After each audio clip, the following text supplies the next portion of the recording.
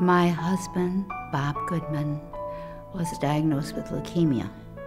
When Bob got weaker, we realized that I needed the help that hospice could afford. Bob received care from Hospice of the Calumet area in our home.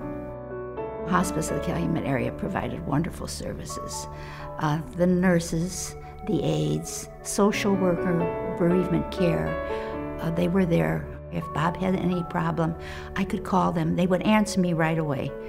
And if not, within 15 minutes, I would get a call back from them. There was so much that they did for him. It was a help that I could not give, but hospice could give to Bob. They were wonderful.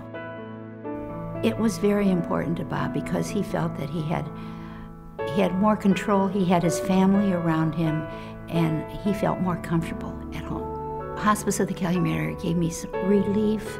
They gave me strength, knowing that there was somebody there. Anytime I needed somebody, they were always there to offer him relief and comfort, but they also gave him a little spark.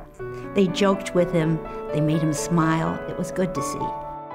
Get in touch with Hospice of the Calumet area as soon as possible, because the sooner you get in touch with them and have them come into your family, it is such a comfort and such a blessing to have them.